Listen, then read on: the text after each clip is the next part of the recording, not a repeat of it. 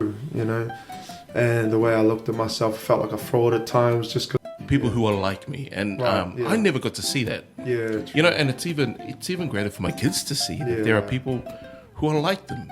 Okay, this is no longer state of origin. Yeah, You know, this is state of depression. Can I ask?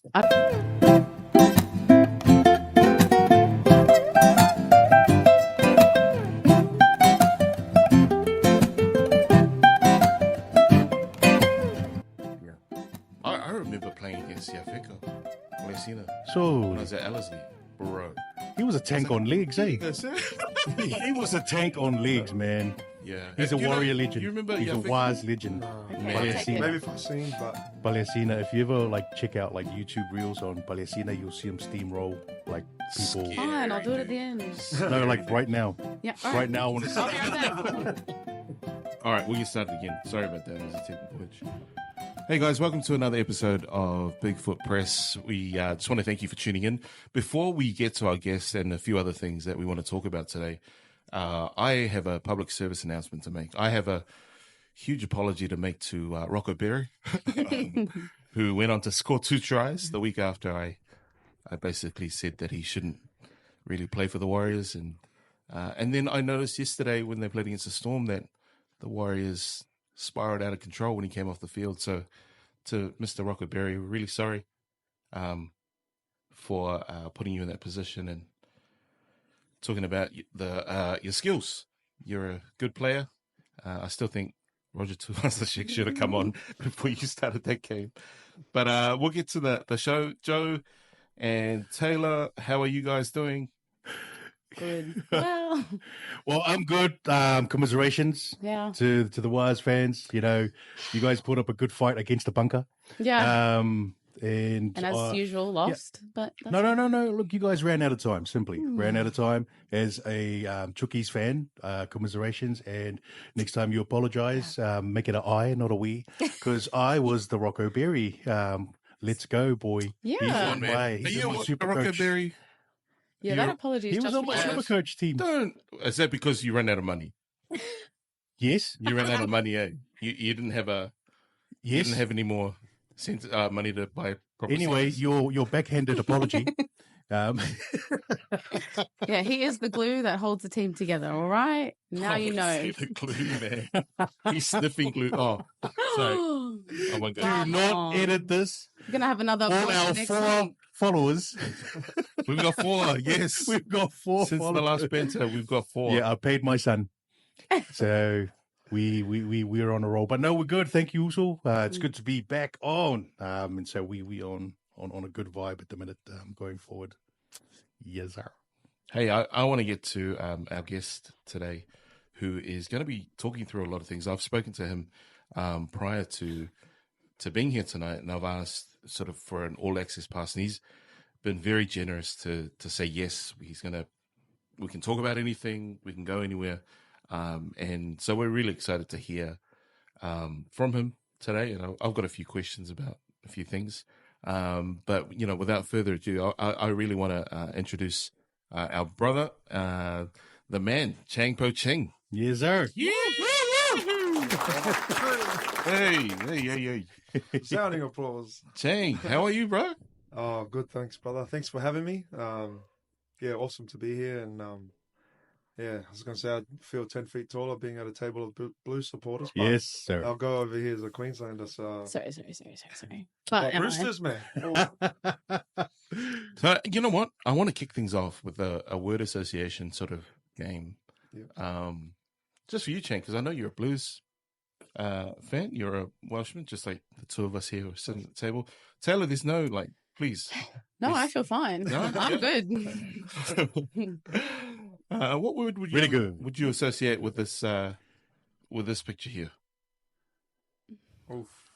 Beautiful. That's I'm poetry, turning the mic off. emotion. Hey, you don't know Reece Walsh, do you? Or Nah, no? Kibra boy, but nah, I don't know. Yeah. What do you think of the game? What do you think of that moment?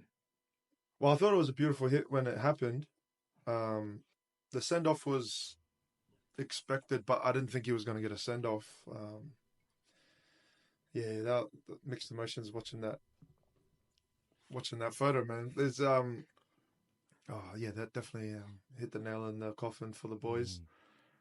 Being down one for the whole game, it definitely didn't help. But yeah, and then we had Maros, which was equally as nice and obviously lower. But yeah, it's a shame. Cam Murray hit on the weekend from Ricky. Didn't get sent off. It was crazy just because there was heaps of talk about, if it's a send-off in Clubland, it should be a send-off in Origin. And then you fast forward to that game, you're like, oh, man, well, how's that not a send-off? But, it is what it is. I'm keen for game 2, see what Madge... is it tonight? The team drops? Yeah, it's on tonight, eh? Is it on tonight? I think the selection's on tonight. Yeah. So the auditions closed last night. That's right. And look, I think Mitchell Moses should get a chance. I didn't watch that game today. Yeah. But yeah. So Mitch Moses last night playing against the Chookies the way he did. Yeah, they didn't ice it at the end, but I think he still played well enough. But on that picture though, the first thing that comes to mind is, State of Origin used to be played on a different level, a different stage. That's right. Right. So State of Origin, there was, you knew when you watch State of Origin that you're not going to watch your normal club game. Yeah. You're watching intensity pick up 100-fold, everything. And so I grew up watching Origin where you could get away with doing certain things that you couldn't at Clubland. And look, he got him square. Well, not actually square, sort of. Circle. Yeah. A little higher than square. What shapes did you learn at school? But look, no. So on the dance Did they floor, have we were on cutting 3D shapes. Okay. On the dance floor, we were cutting shapes. All right. Okay. So I want to go with that. But look, he slipped into it. Yeah.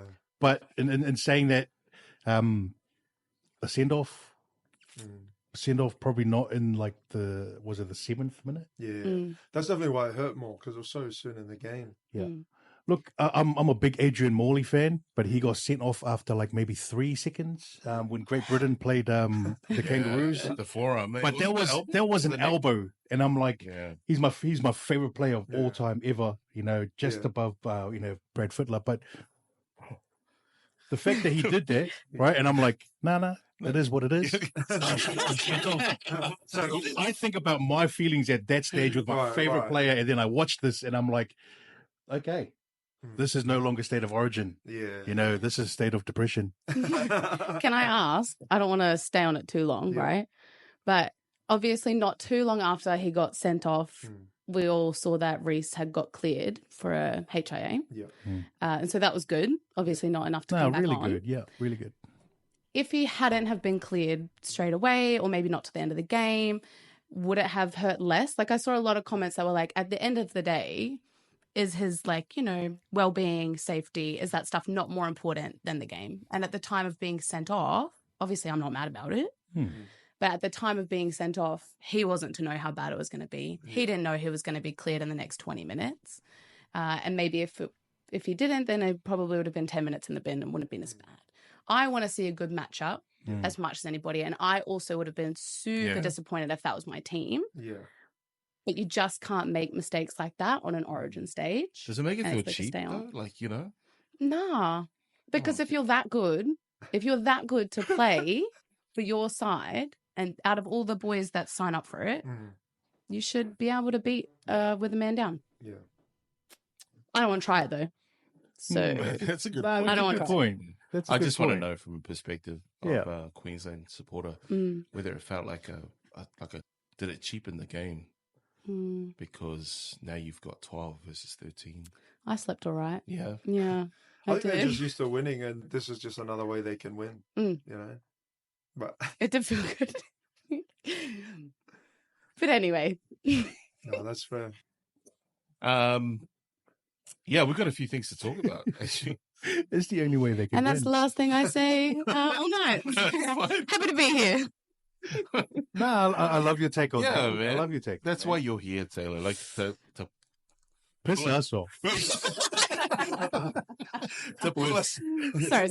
With all the love in your heart. I'm here for all of the Queensland fans, right? Anyone listening that goes to Queensland, I'm here for you.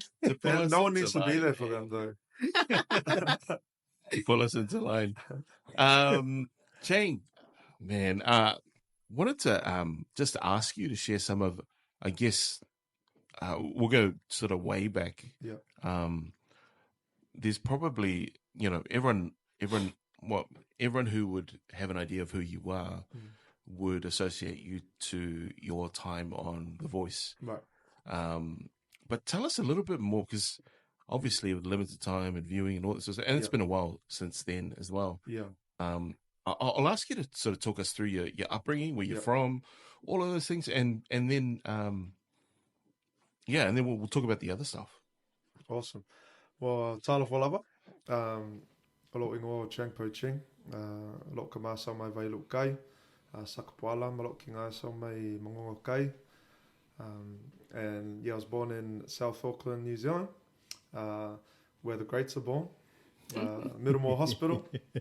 But we moved over in the year 1999. So, grew up in South Ox and, loved it. Surrounded by family, like many people. Had aunties and uncles live around the corner. You get in trouble at school, you get in trouble on the way home, then you get in trouble at home again. And so, moved over to Australia in 99 to Logan, which is where we currently are at the moment. Moved back here. Went to primary school in Koru Primary in Mangere. And then, when we came here, it was Thornland State School, and then moved to the Gold Coast to Eleanor High School. So I wanted to go to PVC for rugby, or for league, but I wasn't allowed. School first. And then, after that, I'm trying to cut out all the little stories, but then I went to Northern Rivers, Northern New South Wales, to study music, and then moved back to the Gold Coast, moved back to Brisbane, went to Bible college, and then had a few random jobs. Met my wife at our first job, which was McDonald's in Palm Beach, and then she was one of the annoying girls I worked with, and then we became best friends, and then I found out she liked me, and then I was like just being an idiot on MSN. Oh, good old MSN. I think you guys had typewriters back in the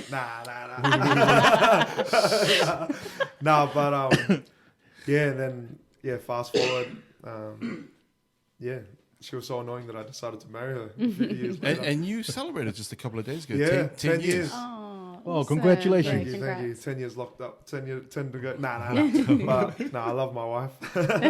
So I released a song, just a video clip that the bro Sefa helped me with, one of the boys around here in Logan. Shout out to Shots by Sefa, good friend as well. So released it on Friday. So celebrated 10 years of marriage. Nice. And I don't know what else to say. I'm a chaplain at Maple Park. Yeah, I think that's the other thing I wanted to, find out more or have you speak on as a man. You do a lot of community stuff. Yeah. Wherever I go around Logan, I see you there. Like, even prior to meeting you, I was at the Anzac, you were there. I was at primary school, you were there. It was like, where does it come from for you? Well, mum and dad were always hard workers, and they worked multiple jobs at times to provide for the family. And back then, it's like you just saw life the way it was, and it was normal. No matter how good, how bad, how much or how little you had. Dad was also the preacher at the local church. He was a youth leader. He was the choir guy. And mum played the organ in church.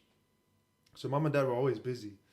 But we didn't see it as busy. We were just seeing it as they're just doing life. And so as we grew up, mum and dad were the types to take in people from the street, take in family, take in friends, and just to go above and beyond. And still to this day, they're still I think they're still doing too much, but it's how it's always been. And so definitely, I guess that way of living, mum and dad for sure. Because dad even now, he's a pastor, he's the groundsman, he's the taxi man, he's everything, all in one. But I guess that's a pastor, Yeah. You're the counselor, you're the cleaner, you're everything, the chair stacker. That's pretty awesome, man. Yeah.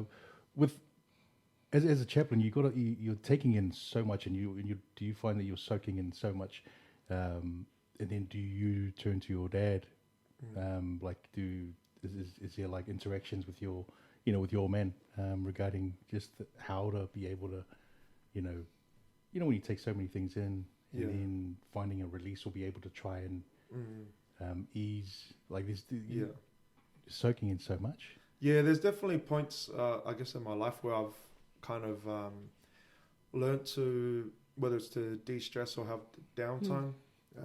But I think for me and my old man, we try to catch up often. We used to always catch up once a week for coffee, and for work it was called a community engagement meeting. my old job. But not so much specifically from father to son, like how do you deal with this, how do you deal with that. That's probably one conversation that'd be good to have with dad. But yeah, definitely over the years I've learned how to, I guess, look after myself and dad as well. But having that good network, that good circle of friends, whether it's to keep you accountable, have a good missus that knows when you're doing too much. Because for me personally, it's like even if I know I'm doing too much, I'll just keep doing it. So it's good having. I've got a good bunch of friends as well, who we try to meet up regularly, and then mentors, and then pastor, obviously one of the accountability partners that I have. And as much as I hate meeting up with him sometimes, because he always asks the hard questions, but that's what we need, like to grow and to be better or to be our best self. That definitely helps. Yeah, definitely. Man, my mind goes everywhere in terms of questions I want to ask, but I want to ask them in the right order. Yeah, fair. So when Chang Po Ching, the name, like you spoke about something that. Oh yeah. So if you could tell us what that was, like you were sharing with us. Yeah, so I used to do heaps of motivational speaking in schools, and even when I'm out performing, sometimes I'll still say, "Oh, my name's Chang Po Ching. I know I don't look like a Chang, a Po, or a Ching, but hey, that's colonization." So my great grandfather. He was the original Chang, but the family story is that his name was actually Po Ching Chang, and he went across the Pacific with some of his family, his brother apparently, and they became, technically someone else was saying, and writers have written that there was a big kind of Asian migration from China to the Pacific Islands. And we see that even when we go to Fiji, Vanuatu, and they kind of, built a lot of the foundations of buildings and, things that exist today. But, when we look at history, they were there to work the land, but they were also brought over as like slaves and, in a lot of ways. So my great-grandfather, his name was Po Ching Chang, but because the Chinese write their names backwards on paper, they got translated and swapped over time. So his name was Po Ching Chang, and then now we have the Po Ching family, and I've got his last name is my first name, and his first name is my last name. So Chang Po Ching, and my middle name's Livingston, after my dad, who was named after David Livingstone, who was a great explorer, missionary. Awesome. And so when people see my name, they're like, what? They're like, Livingston? Bro, what? So that's a bit about my name. Nice. So he met a Samoan lady, had some Samoan babies, who then had some more Samoan babies, and one of which was my dad, and he had some more Samoan babies, and then that's Ta-da! that's how babies are made. Nah. I don't want to get cancer, but that's. So how far back are you aware of the whereabouts of your heritage? That's something I'd still like to find out. I'm actually going to China in mid-July this year, and I don't think I have time to like actually go out of my way to find my, apparently someone said we come from the southern province, but I don't even know what that means. But no, we haven't had, I don't think anyone in our family has gone that far back, even if it's just to do a family trace of our history. But it's definitely something that I'd like to do. Man, imagine being an immigrant from a country, and because this would have been turn of the century? Yeah, definitely. 1900s, and not speaking Samoan. Oh man. And just being treated the way he was treated. Yeah.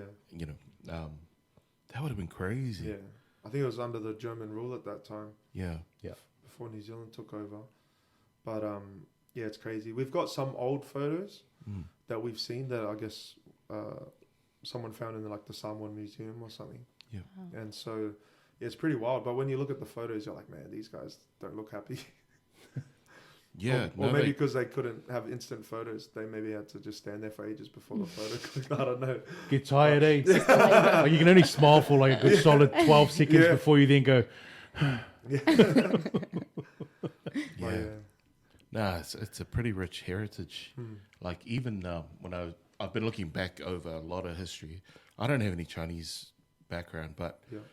just trying to understand what happened in Samoa around that time.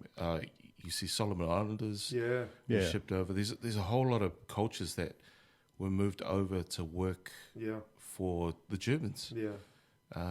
And you know, and that's why it's so diverse now. Like you get names that are just weird, like German European names, Chinese names, like all sorts of stuff there.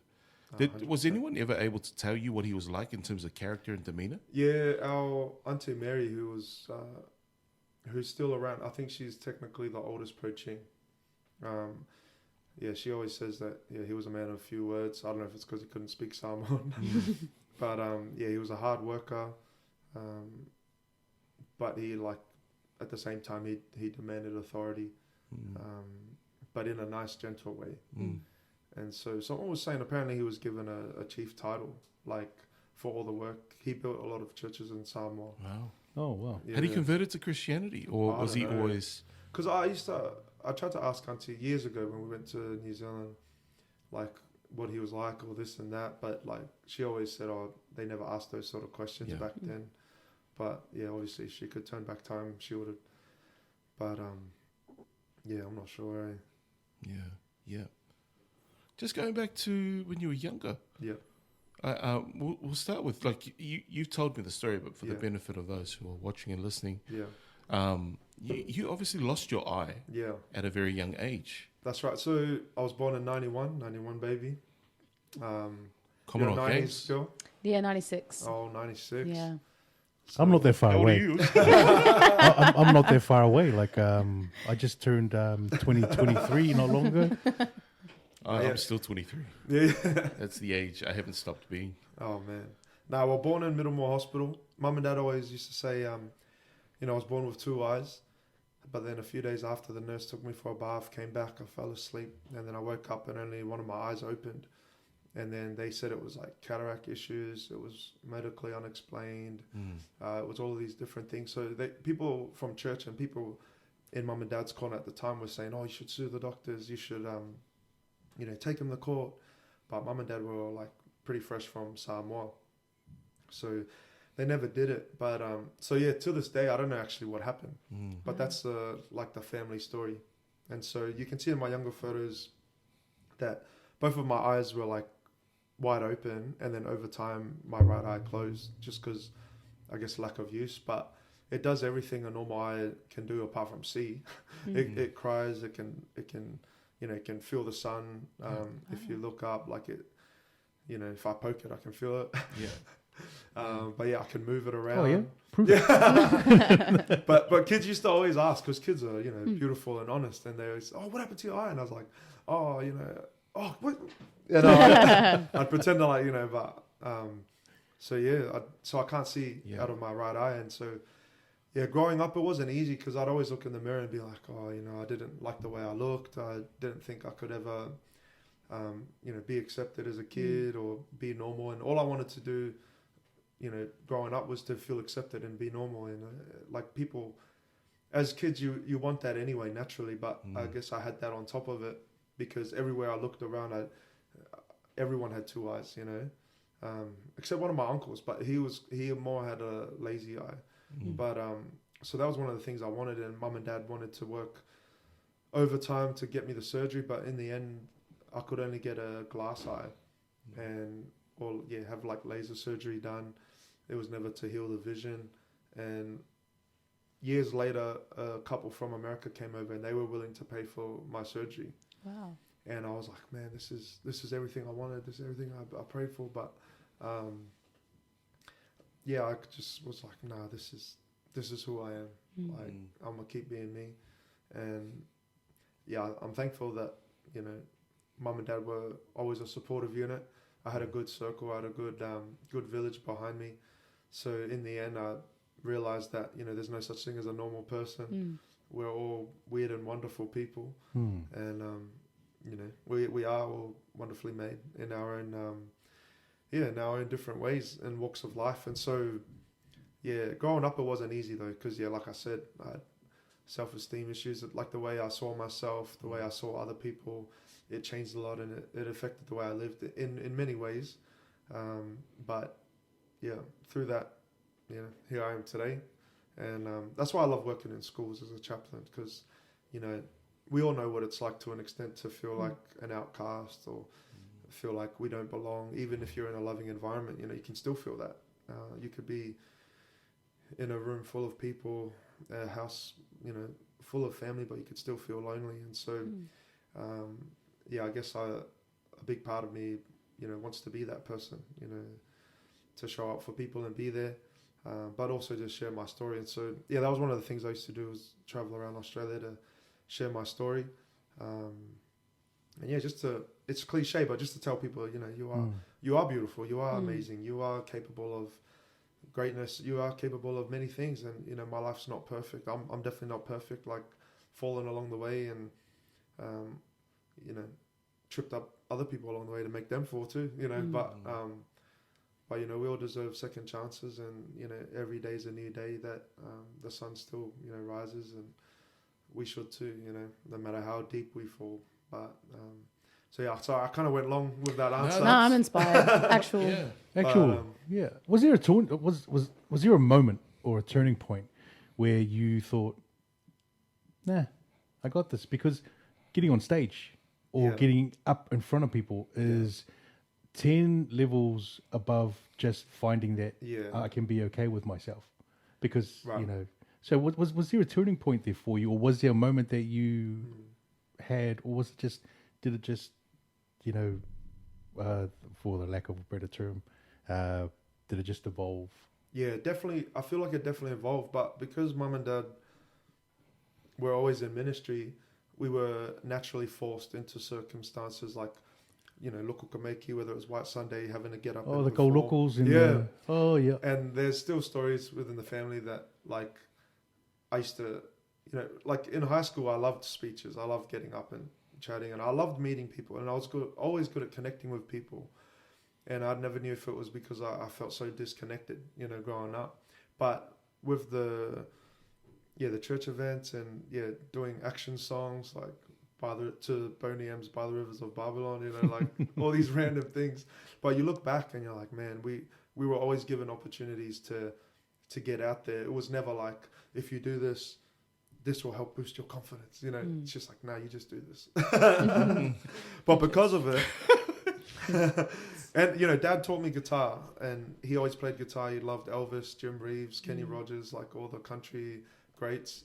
Mum played organ, like, you know, I still remember so I started playing guitar first before I sang, and then I started doing backups, and then, you know, BVs for the family. And like, there's the funny story of my older sister Sonia was the lead singer in the family for church stuff. And then, long story short, like, I started singing around at school, but I was always the backup guy and the rhythm guitarist. That was always me. But then, like, there came a point in time where, like, she ran away. Like, she's back now, but she ran away, and because of that, I had to step up in heaps of ways, like in the family roles, like as an older sibling to my younger siblings. But one of the things I had to stand up was lead singing.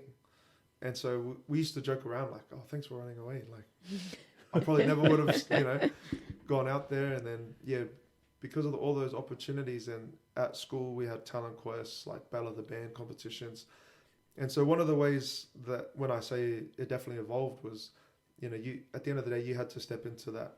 You had to accept the call or accept the opportunity. And, you know, I used to always say to kids, like, you know, in order to step up, you got to step out. And sometimes those circumstances just happen, and sometimes you have to make it happen in order to see it. But one thing that I loved about music was it definitely gave me a voice, you know.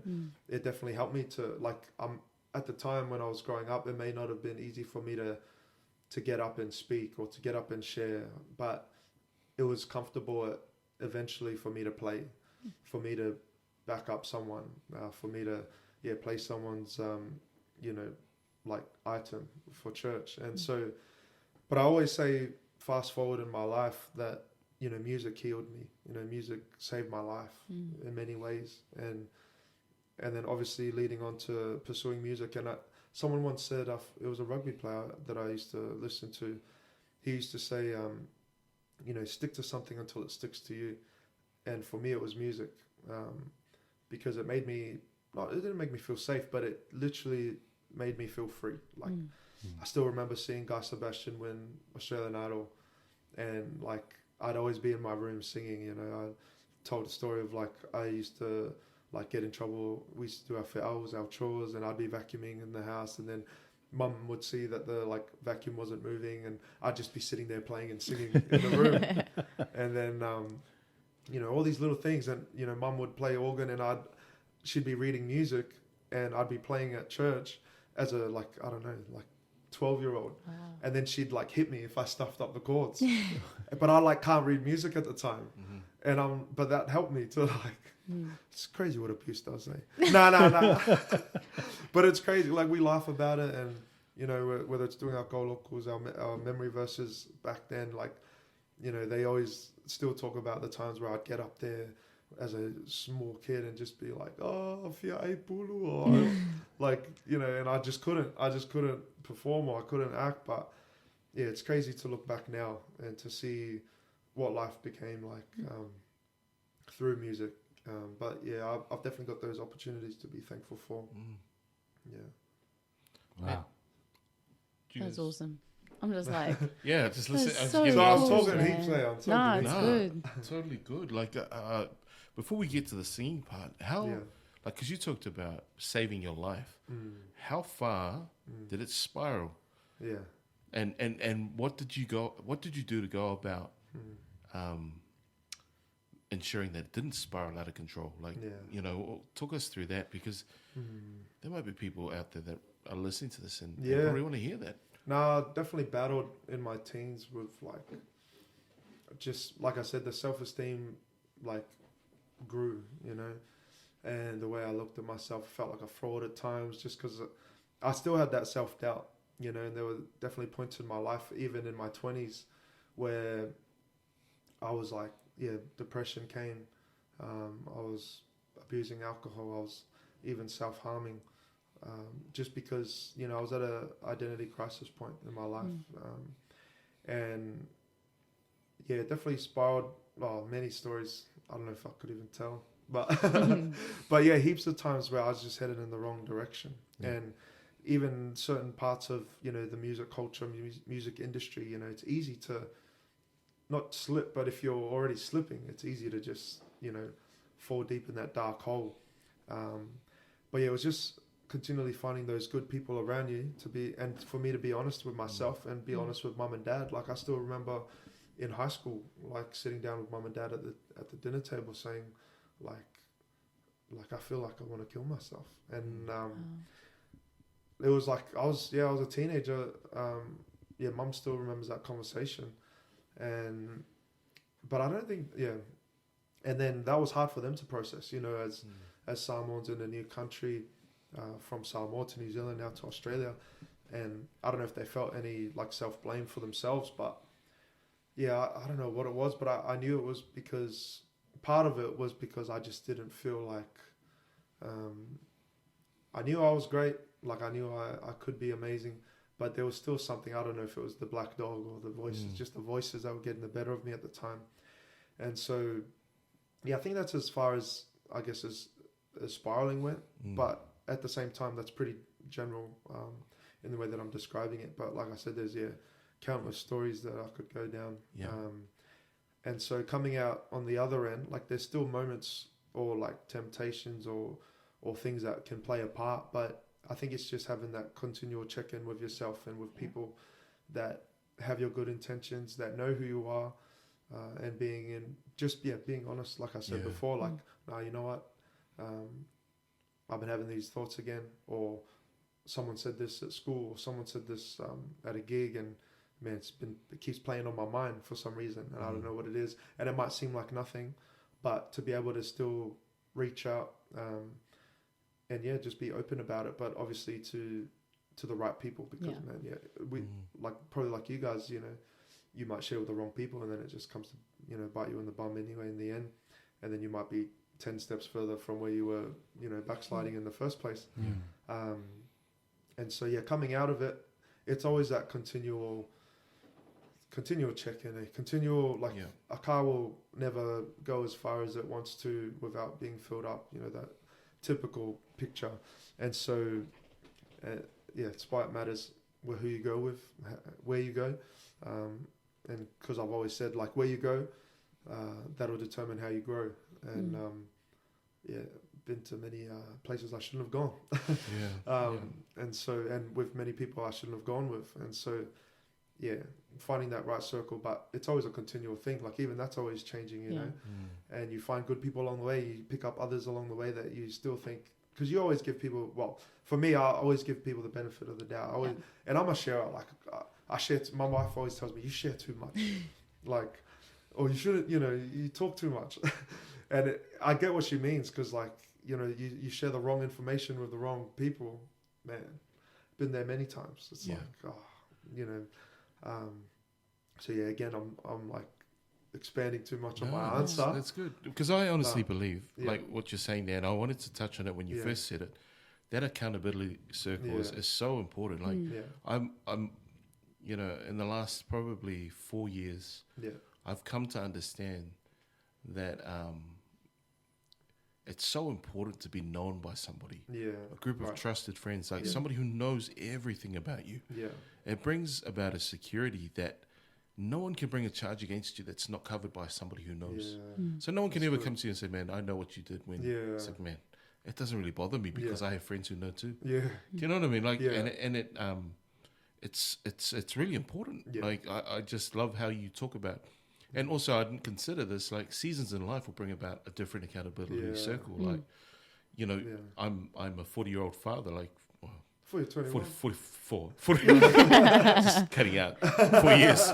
But, like, I have a different, like, we have different, like, early circles. 40s, early 40s. Different circles for the different seasons of life.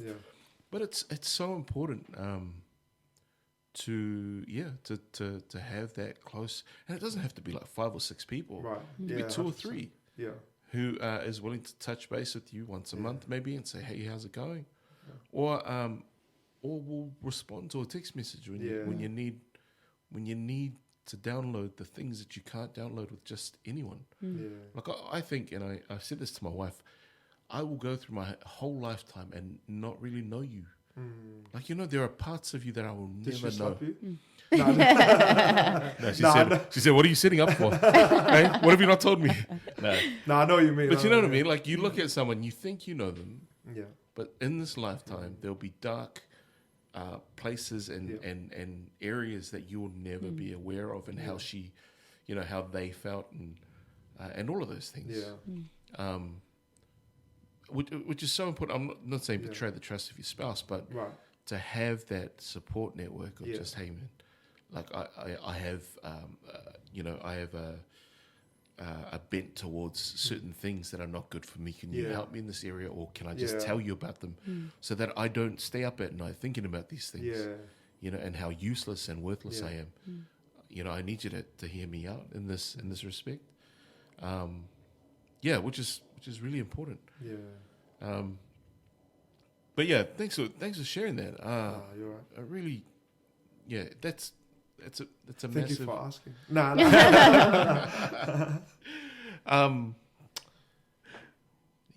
I want to touch on the music side of things. When did you know you could sing? Like, Yeah, like, will it come for me soon? Like, will I find out I can sing really soon? Was it like... We all know. It'll happen. I believe in you. I'm trying. It'll happen. At what age? I don't know. Like, we grew up in South Auckland, went to a Nazarene church in Mangere.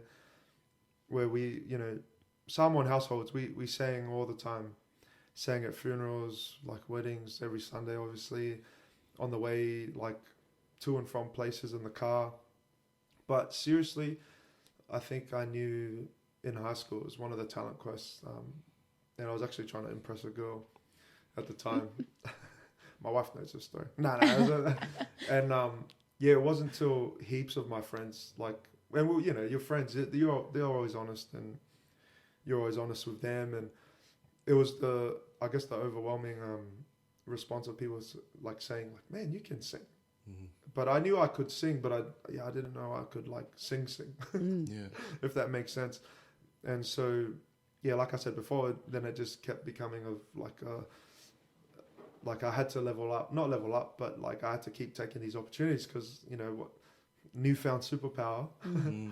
It's like, oh, how else can I use this or do it? And so yeah, I'd say in my early teens, but it wasn't a particular moment, or the spotlight came on, and you know the light bulb kind of came on. It was just like, I just remember it being around high school when everyone's like, man, you can sing. But I was always that kid that walked around with the guitar. And like I said, guitar was my first instrument. And they'd be like, oh, play us a song. And then it became like, oh, can you sing this song? And then eventually it was like, oh, yeah.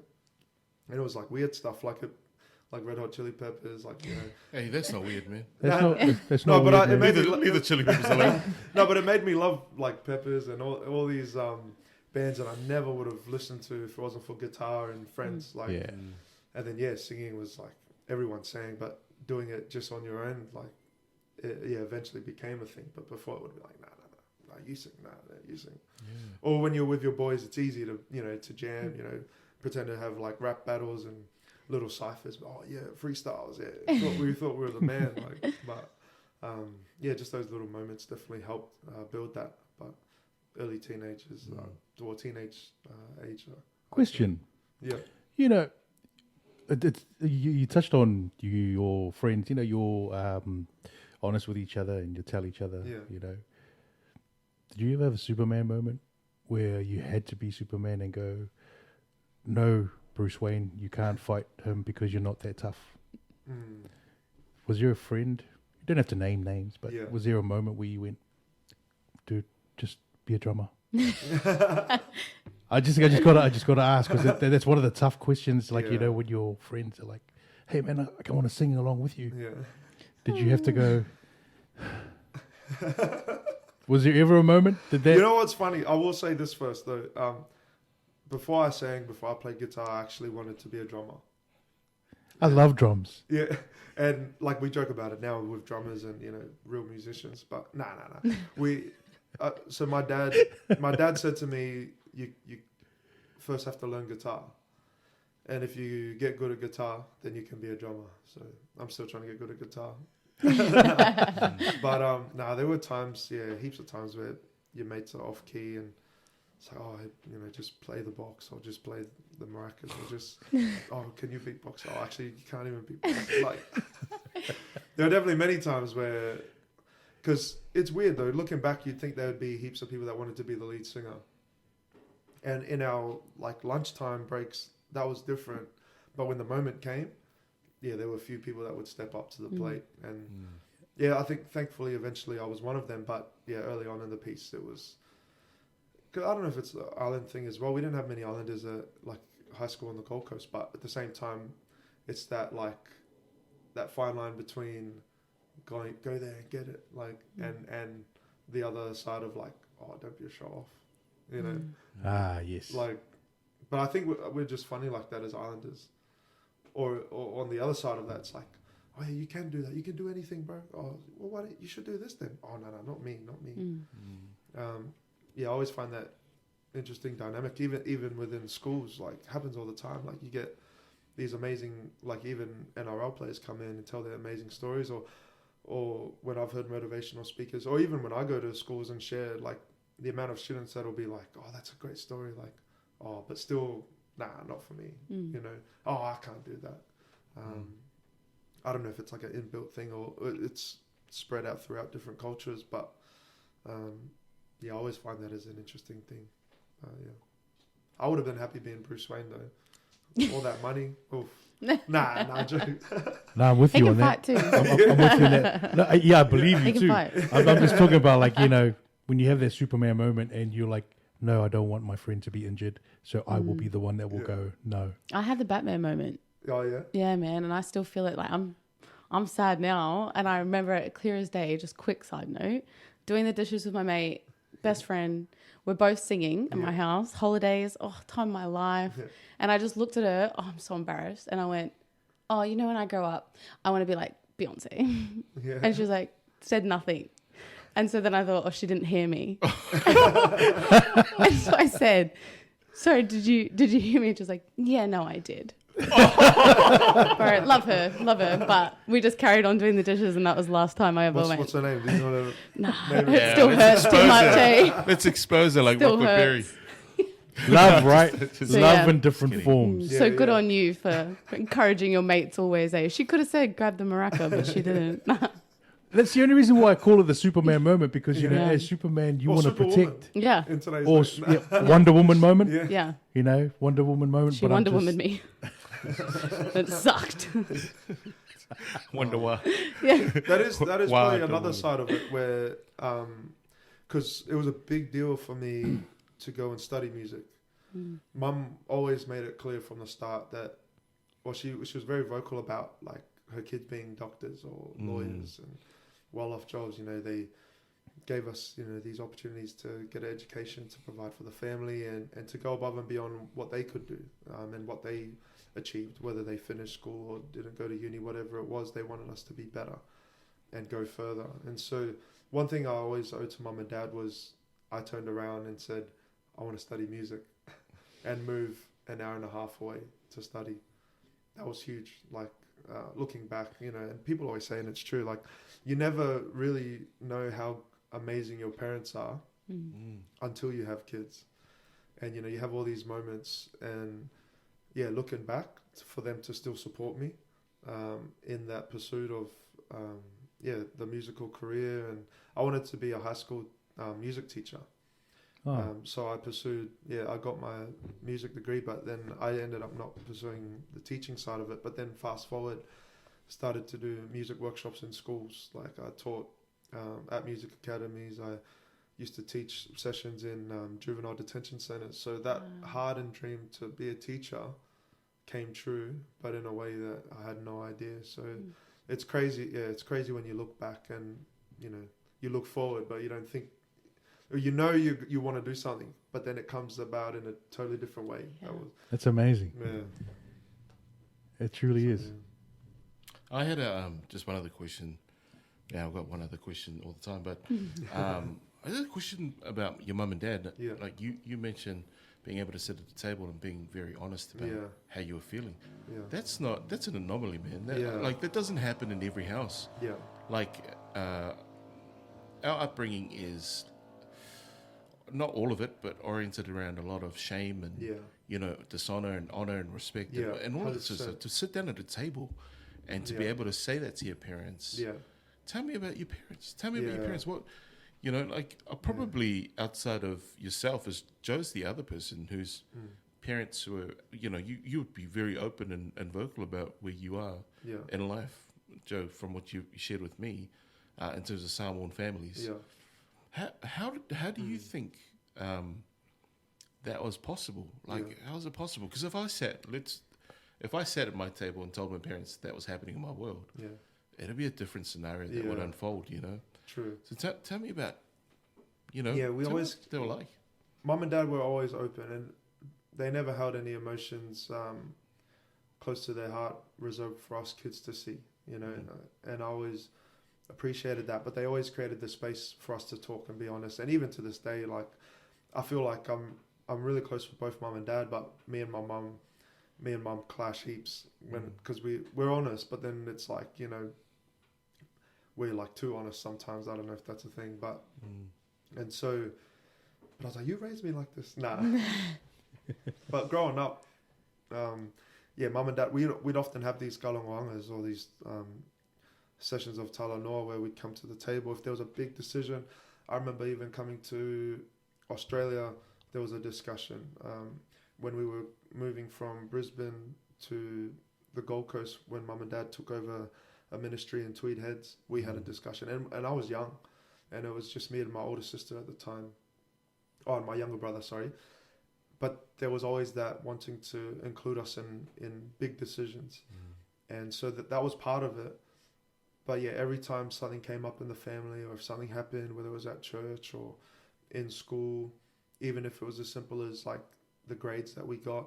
Like I remember our first year or second year coming to Australia, Mum and Dad were crying. Like, oh, Mum was crying. I don't remember Dad crying. But I remember Mum specifically crying, even though my grades weren't like amazing, but they weren't bad. But you know, back then it was like VHAs, HAs, like high achievements, very high achievements, and like it was good grades, I think, but not as good as I thought it was. But Mum still, as simple as just sitting down and sharing, like, man, this is a huge achievement. Like you guys came from New Zealand, like, you know, to a whole totally different country, and you know, you're making us proud. Like, so as simple as that, Mum and Dad were always really good at. Like, don't worry, there was shame in that. There was a lot of there was still shame. There was hidings, hide and seeks. But that was a terrible game, wasn't it? I remember growing up, man. Whenever I hurt myself, I got another hiding. Yeah, like it was that sort of. Was it like that in your house? Oh man. Well, me and my older sister, we used to have to find the belt or whatever it was that my dad or Mum wanted, and we would like sometimes we'd hide it, and then Mum and Dad or also whoever it was would yell, "If you don't find it, like you're gonna get here it is." found it. But no, I've always appreciated Mum and Dad's honesty. Like, yeah, even to this day, yeah, we still have big family discussions, which will include my siblings and their partners, whether it comes to big things. But not to say that every family discussion's been like casual or pretty, or but there's been some rough times. And so where even to the point where I've walked away and be like, I never want to do a family discussion ever again. But it's definitely come full circle, and that's definitely a big part of what I owe to being open and honest. And Mum and Dad just always taught, like, be honest. Like a dishonest person goes nowhere in life, you know. And I always felt it was easier for us because Mum and Dad were always so clear and open with us. So I think in return, and we were just naturally open and honest with them. So yeah, it's my short answer, but I don't think that was short again. That's good, man. That's some good stuff. Like, like I said, you know, I remember one time patting my pants because I was about to get a beating, and then my dad found out I patted my pants, and I probably got 10 times worse a beating than I should have got. No, I just wanted to see what that was like, you know, because it's such a massive part of our culture. Yeah. Like it's a weird part of our culture. Yeah, it is. Yeah. But I found it's almost universal. I said that I talk to somebody long enough. Yeah. We talk about hidings and we talk about discipline. We have a laugh about horrific things that, you know. I'll have friends who are listening to these conversations and they're like, "Oh my goodness, you grew up in a house that was like." You should have called somebody. You should have said somebody, you know, and like. Well, you had these ones. Yeah. So so how dare you, bro? Can you do that just for that? So for those who are listening, Chang did a circle with his finger to insinuate the use of an old telephone. Did it ring back to yeah. And you had to wait for it to come back up. The one was the furthest. Yeah. In New Zealand, 111, right? Man, it's the longest. One was the furthest from. So you'd have to go all the way. And you had to like spin it like right around. Oh man, I thought we were flashing. We got the touch tone phones. Well, I was fortunate we didn't even have a phone, so you just screamed. Wait for the neighbors. Just scream and run, you know. But, or just make sure you weren't dancing outside because we used to live in front of bamboos. Did you? Yeah. So, man, they need to look for about bamboo sticks right there. So you know, do you remember that program? You know, the Jacksons, and they go get a switch. Give me a switch, boy. I got triggered, man. You know, because we lived in front of bamboos. So. That's crazy. Anyway, Anyway, enough of the abuse. Okay, so I'll just introduce this clip because we're going to play this clip, but I will I'll not add the clip to the actual YouTube video for copyright purposes. So we'll play the video That's and fine. then Just add it, man. Who cares? Roll the dice. yeah, we'll roll the dice then. But we've got a video clip, and it's your audition, Oh, and, yeah. and there'll be some, I guess, questions naturally from what happens in this video. So let me just cue this up.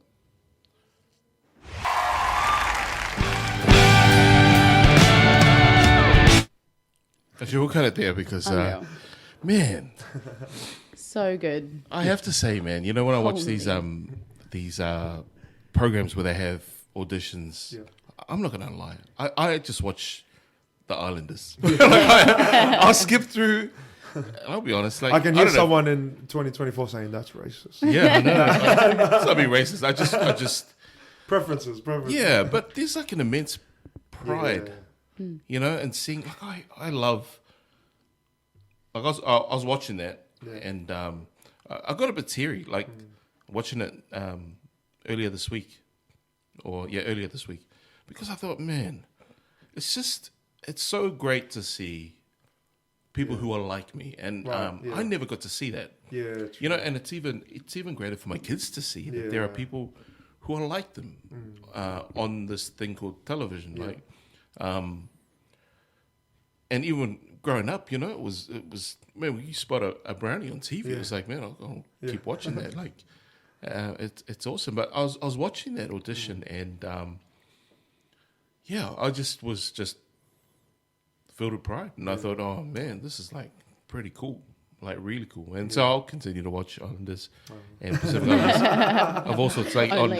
yeah, man, I'm just super proud. Like, and so what I was gonna say was like, walk us through how you felt during that audition. Like, Yeah, it was crazy. Well, it's crazy. It's crazy watching it back because you're like listening. I think it's the first time I've listened back to it on headphones, and I can tell I'm like Celeste Malloy. I'm puffed out. I'm like, but no, it's crazy. It was a really good experience. I actually really enjoyed my time on The Voice, and yeah, like the music industry, the television industry, it's so different, and so learning about like, because I was up until that stage before I got into the blind auditions, and I used to joke and be like, oh, they only let me through because I'm half blind, but no. But it was like learning about looking at cameras, trying on costumes, being comfortable in interview settings, like that world of just music industry that I never experienced before or thought about. That show taught me heaps, like in regards to that. But up to that stage, like I was an entertainer, and I was comfortable being on stage. And it's crazy to think how like stories do paint a picture. Like when you talk about NRL players, and whether it's like newsletters or tweets that really shape people's perspectives. So because I was a nervous kid in many respects growing up, and because I was shy growing up in a lot of ways, and because I looked in the mirror and I didn't like what I saw, there was a lot of the narrative went to like me still being that shy guy, and along the stages, you know, me building confidence along the way. That's probably like the only story that's like interesting to see how it like shaped people's perspectives of me. And like I had one person say, man, I've seen how much you've grown in confidence like throughout the stage. But then like within my circle and with people that know me, it's like, man, you just look at the first audition. Do you look like a nervous dude? And not that I care, but I'm like, it's interesting to see what people think. Like even I shared about my eye along the way, and I had people calling me like, man, tell them stop interviewing you about your eye. Like I'm going to, but I'm like, oh, it's my story. Like I don't mind. Like it's good. Like I already travel and talk about my eye. Like this is the biggest platform I've ever had the chance to share about my eye. Like, so I was like, so don't worry about it. Like, but that experience was wild. Like learning about, what cameras to look at this time in the verse. Like we had practice runs before it was aired and before it was filmed, and like, so we got to meet the band before, so it's you don't literally come out for the first time and start singing. Wow. So there's all of that background that happens. And then it was one of the rehearsals that I got down on the floor and I was just being an idiot. And then the producer came out and was like, you need to do that, like on the night. Really? Oh, wow, That's really? crazy. Yeah. And I was like, oh, okay. And I just remember before they push open the doors and you walk out there to sing, I just remember I had the singing coach and then I had the stage director next to me on both sides. Before they pushed the doors, and they were like, man, you don't have to worry about singing. We just want you to go and make the crowd feel something. And but to me, I was like, oh, that's the least of my worries. I was like, I can do that. I was just worried about hitting like bomb notes or just like, I never got stage fright at that. Well, leading up to that, I felt confident enough, but at the same time, I was like, there was definitely a big part of me that was nervous because I've never sung in front of this sort of crowd before, never sung in front of these sort of cameras. And yeah, it was wild. It seems like 1,000 years ago, but just to have my wife and at the time 2 boys there. So cute. Yeah, it was awesome.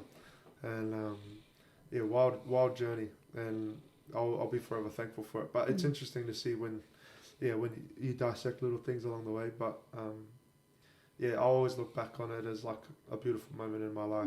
Yeah. Man. And like, you'd connect with people. Like people would, I'll never forget, there was a family that came up to me in one of the meetings, like when we were meeting people, and the dad said to me, you were the only person we watched and enjoyed your story, and you were the one thing that we looked forward to as a family every week. We were watching Chang, and that was the one thing we did together as a family every week. And I was just like, man, like I was just like, wow, like you know the weight of things you do can have a huge impact, but when those little moments come, you're like, man, that's pretty wild.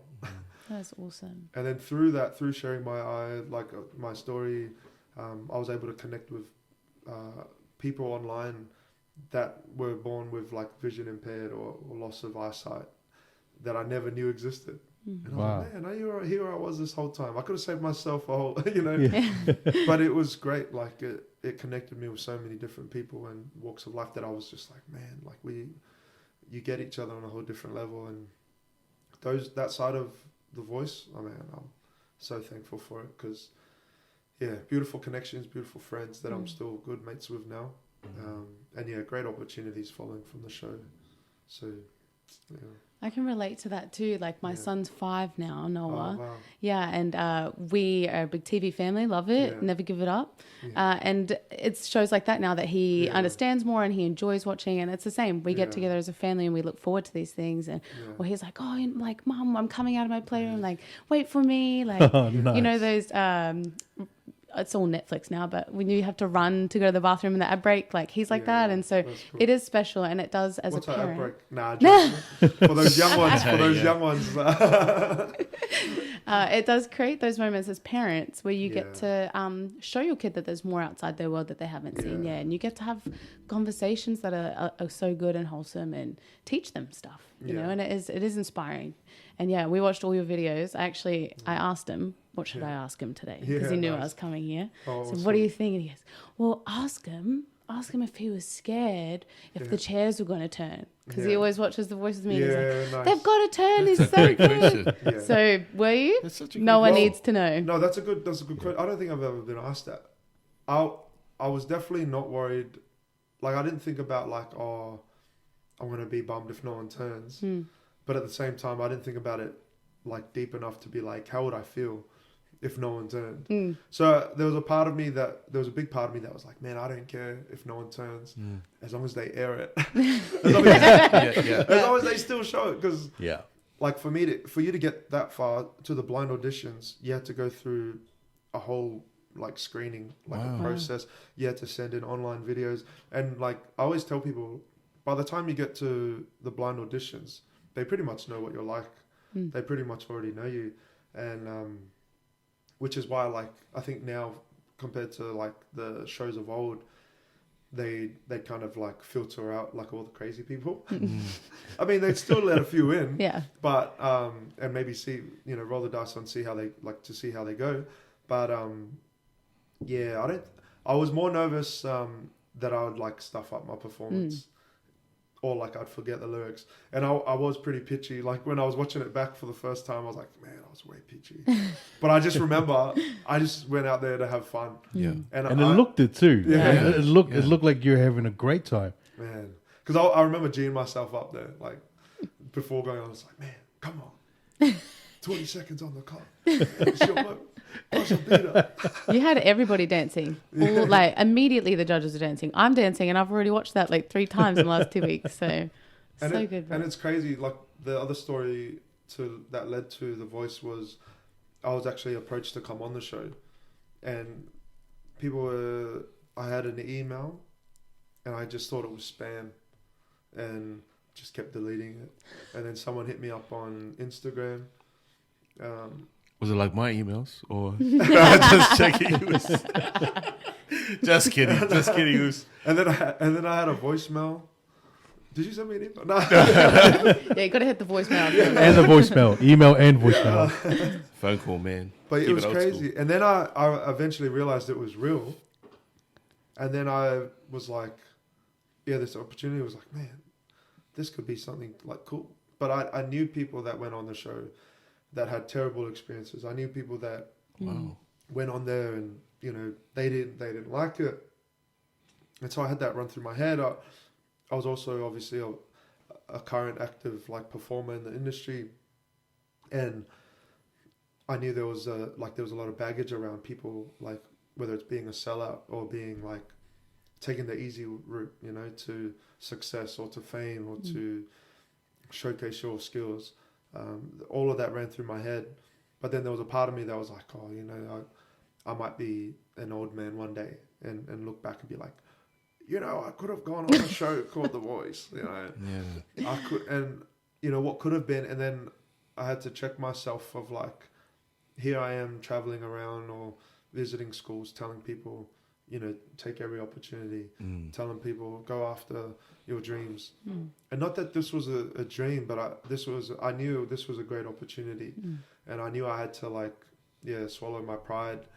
And eat my own like words of advice and just to go out there and do it, because I used to tell people, man, you got to back yourself, because sometimes this world ain't gonna back you. You know, you got to be your biggest fan. Because there'll be moments in your life you have no fans, or you got no fan, or you got no like supporter base, and you got no friends. Like you got to be your best friend, like, and you got to know who you are. And so there was that part of me that had to sit with myself, and I talked to the missus and talked to close people, and I shared my concerns. But that was a big thing that drove me, was like, man, I can't be out here supporting everyone and tell everyone if I can't do this for myself. And a big part of it, part of it was like, oh, I don't deserve to be up there. But then I was like, oh, no, but you know what? My community and my culture deserve it. My family deserve it. And that was a big part that pushed me to do it. That's and awesome. So yeah, it started off from a random DM. So young kids out there, some random DMs may be good for you. No. But and so it's crazy to think back, because sorry, don't take it that wrong way. Eh? I meant no. But it is crazy, because otherwise I never would have done it. And you know, I eventually I told myself, I want something my boys can look back on and be proud of, and they all still watch my clips now. And you know, I used to always joke around with my wife and say, I want to be the cool dad forever. And, you know, I got older boys with older kids, and, you know, I talked to mum and dad, and I was like, man, there comes a point in your time, you know, there comes a point in your life where you stop hitting up your old man as Google, you know, or as Wikipedia, or as, there comes a point in your life where you're like, what do my friends think? Or, you know, what does this person think? But, even now, like talking about the 10-year anniversary video and the song, like the boys, every time we get in the car lately, it's like, oh, Dad, can you play your song? Oh, cool. And it's like, for me, it's like, oh man. And looking back, that was one of the things, and is one of the things I'm thankful for. That's awesome. That's so cool. That I did leave behind for my kids to look back on, even if I'm pitchy, or even if I, you know, prove the truth that the camera does put on a few pounds, you know. I just think you're setting the standard a bit high there, mate. The rest of us don't want to see it. Because we're like, man. But no, I'm proud. Like, I look back and, no regrets with that, because, there were tough periods, but, like, I'm grateful. Yeah. That was one of the most awesome things to hear. Yeah. When you responded with, I didn't think I was, good enough for it, but I know that my family deserved to see me up there. I mean, that in itself is an amazing response because, as you mentioned, earlier, a village, right? Yeah. So the opportunities that you take, right? The village, have propped you up, and so they deserve to see the fruits of their labor, right? Yeah. And you look at it and you responded in that way. When people go, "Oh, I didn't think you were good enough to make it," and you're like, it doesn't matter what you think. 100%. I'm doing this because my supporters, my village deserve to see that what they put into me. I can then go, here it is. Yeah. And I was just glad that I was here. I think that's pretty awesome. No. And when someone turned around, how did you feel right in the middle of hitting a note and George turned around? I just needed to know. Golly, did you want George to turn around first? Or? Is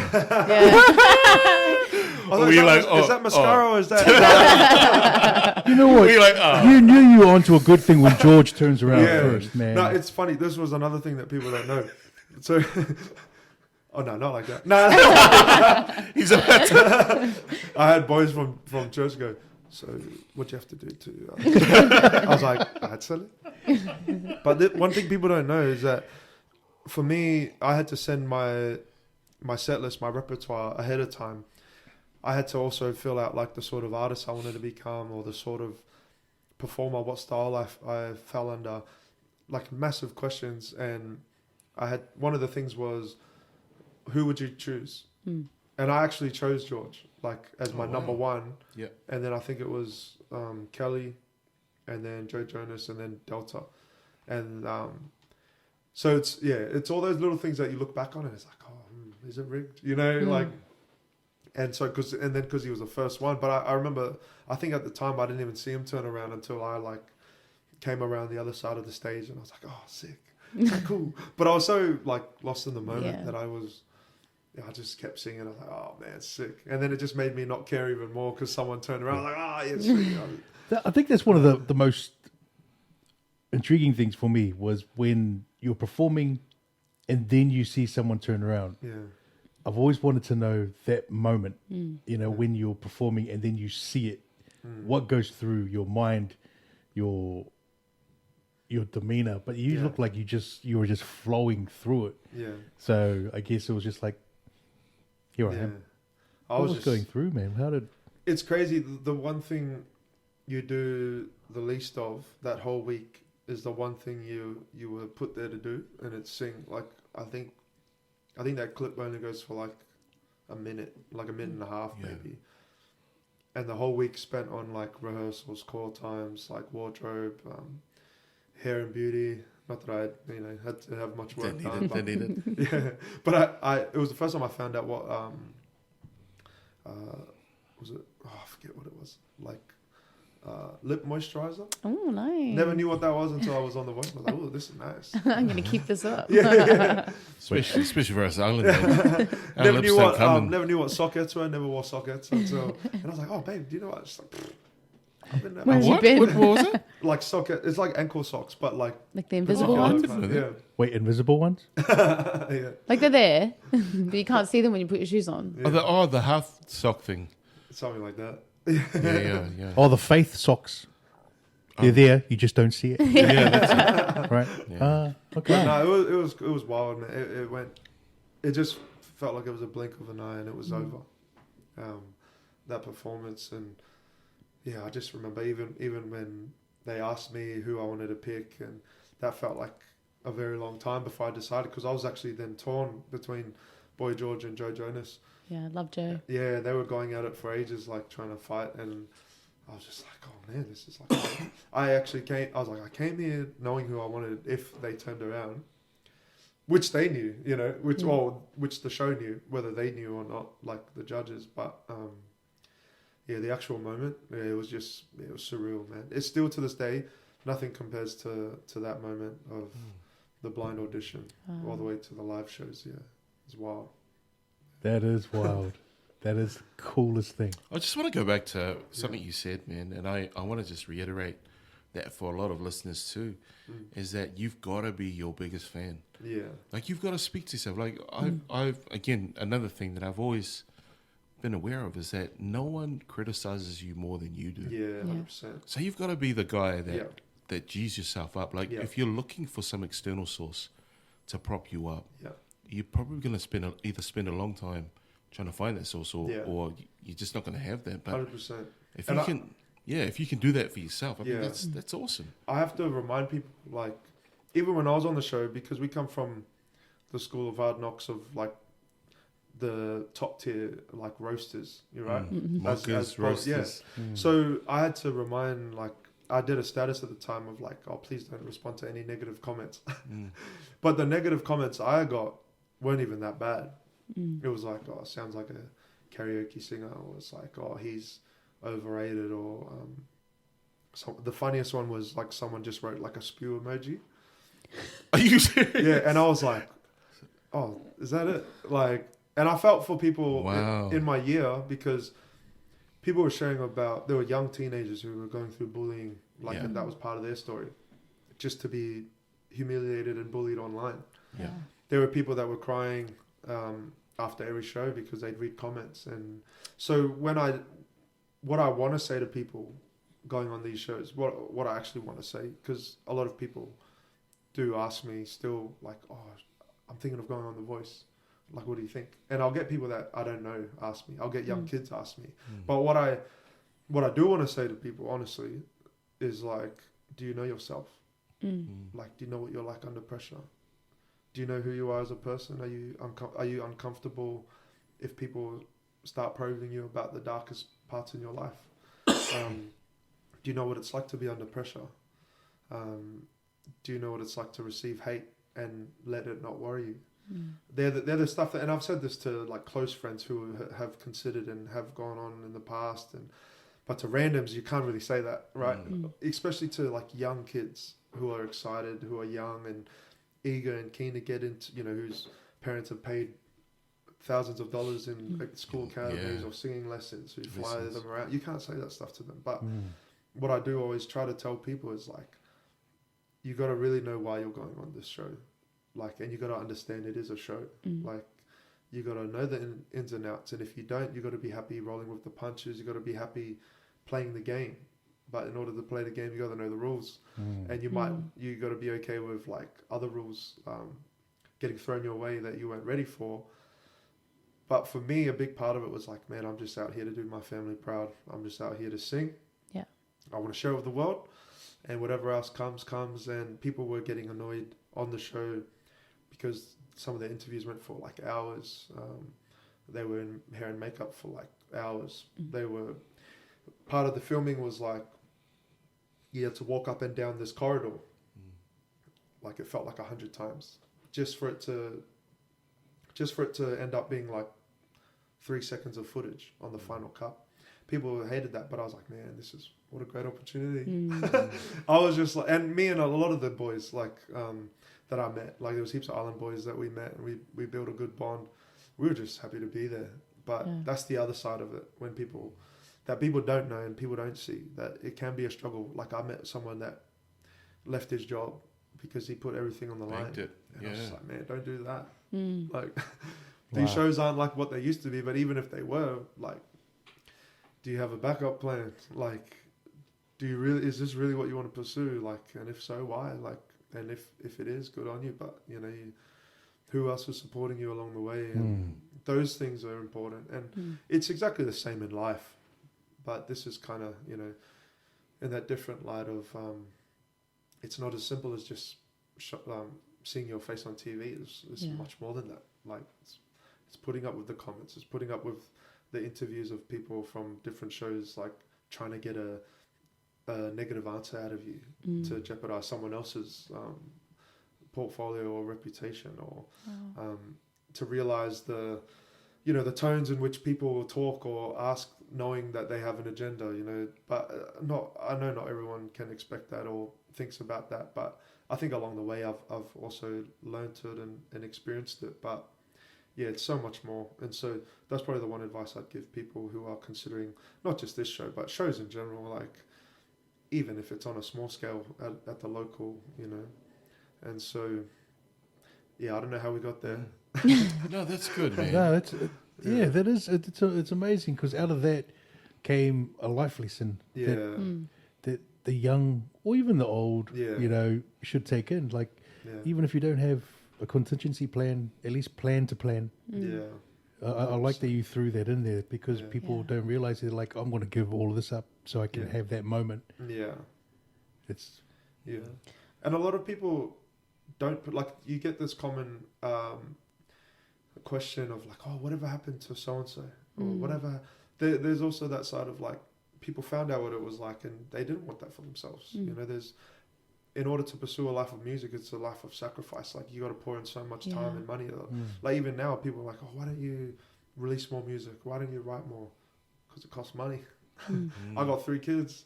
Time and I got a money, yeah. wife. Like, I'm busy enough as it is. Yeah. You really got to want that. And if you want it hard enough, you'll make time. You'll put the money aside. And yeah, a lot of amazing artists and musicians that I've met who've ended up changing careers, and because they don't have the time or passion for it. And so that's another side of it. Like yeah, it's just knowing what you love and why you do what you do. Like, it's cliche, but yeah, so many sides to this. Yeah, so many sides. Yeah. I think that's such an honest way to explain that to somebody, and honest advice to give. Yeah. I also think that it's a really good reminder for people that are just viewers like Yeah. me. I have no desire to Yeah. do anything like that, Yeah. but I love watching it. And for what we see is 5 minutes, which is Yeah. your audition and a little story about you, Yeah. that's a week of your life that you've Yeah. poured into it, you know. And I think that's so important to be reminded that we don't know better as viewers, Right.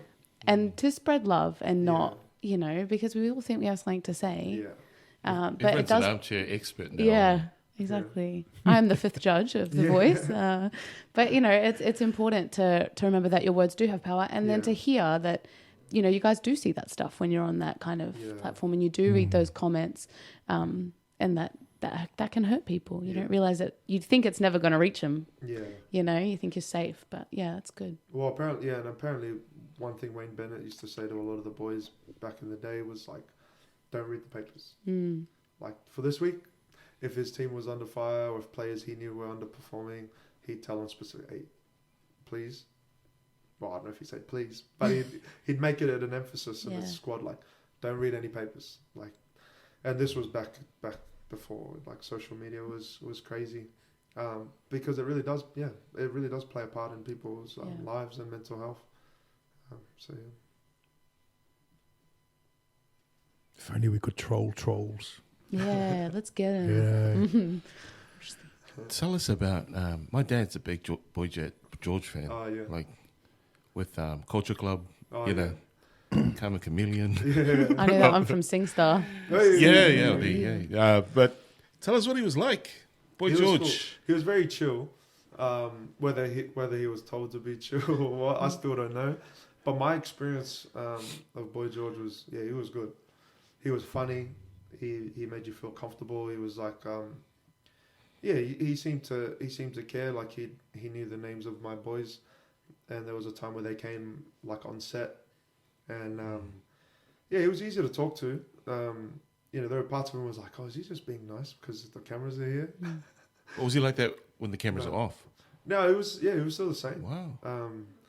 But yeah, he was chill. But my favorite was Joe Jonas. Knew it. Any regrets there? Well, I don't think I've said it, but one of the boys, Spencer Carley, Sydney boy, that was his judge. And throughout the process, I was like, damn, I wish I had Joe Jonas. Like, because he was just cool, man. He'd always come up and just kick back, and you know, he's got brothers. You know, he's come through the industry from when he was young, whether it was film, into music, whatever it was. He just seemed real genuine, and he was. Ben Sakali had gigs like pretty much, it felt like every week in Bondi where we were staying, and it was like a jam night, R&B jam night with his band, and Joe would rock up with his entourage Serious? every time. Well, it felt like every time, and he'd just sit front row, like in like an open bar. Selling out gigs? Like he'd rock up with like, I don't know, 10, 15 people. Wow. And just sit there and hang the whole night.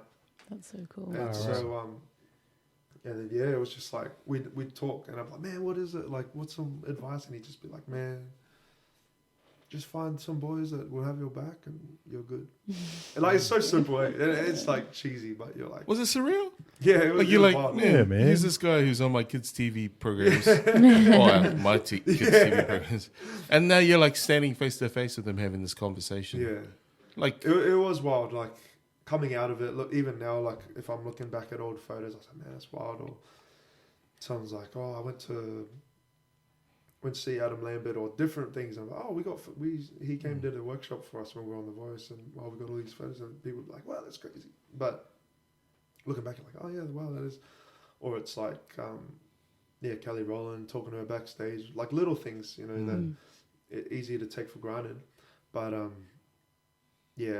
I think because it was such a adrenaline rush at the time, and it was definitely on the go. Like you had to go here, do here, have this phone call with a radio station at 6 a.m. and then you had to rush to here, had to do a debriefing, like whatever it was.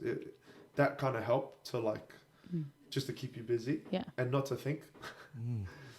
I mean, you could tell people got in trouble because they definitely weren't thinking. But it was definitely like I said before, an experience like no other.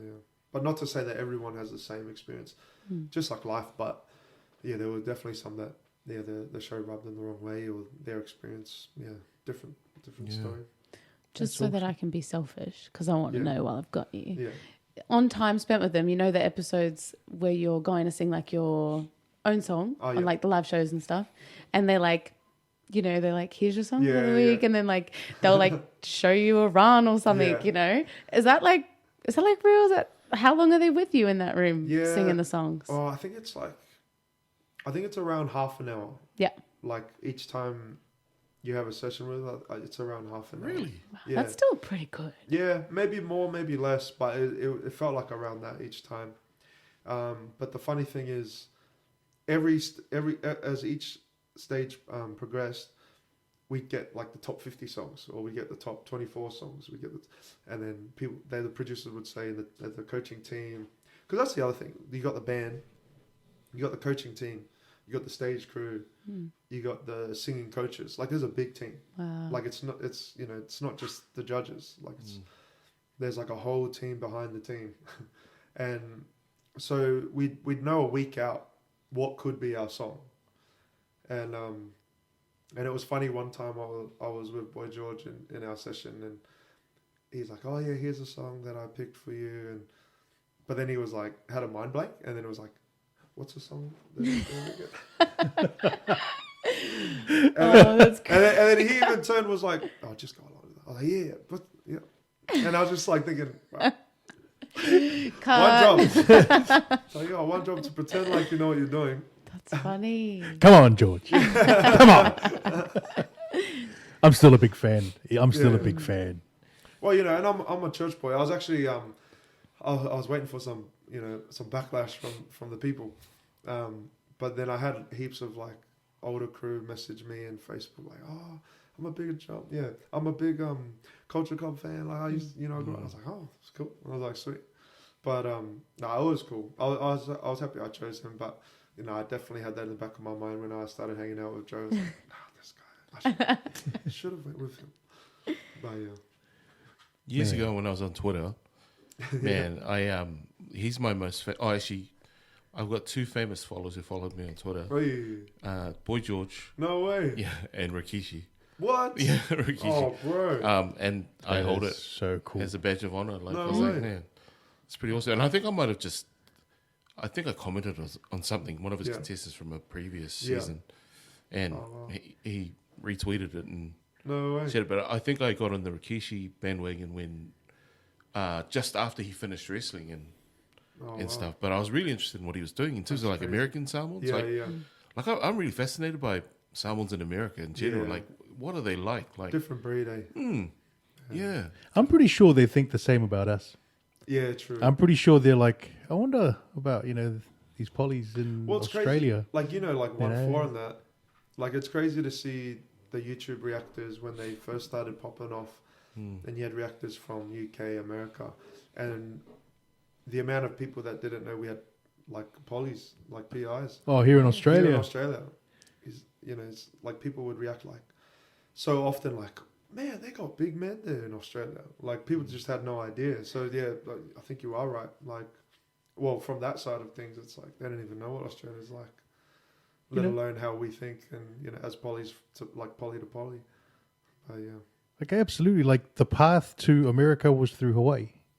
Then, from American Samoa, Hawaii, then out to the West Coast, and everybody out those ways. So I can only imagine how they all are going, I wonder what's up with these guys in Australia, and... You know what I always thought was crazy? Well, and people say there's accents, but I can never hear it. I always think it's crazy when you get Samoans from any country with different English accents, but when they speak Samoan, it's the same. Yeah. I've like absolutely. That, you know what I mean? That blows my mind. Yeah. So I always wondered if it was like that in other cultures, in other languages. Yeah. But then, like, because I've had when I say that, I've said this before, and someone said, nah, we still have our like little inflections and differences, but I was like, I can't hear it. Every time I, talk to my cousins in New Zealand or America, and then in Samoa, obviously Samoa is different.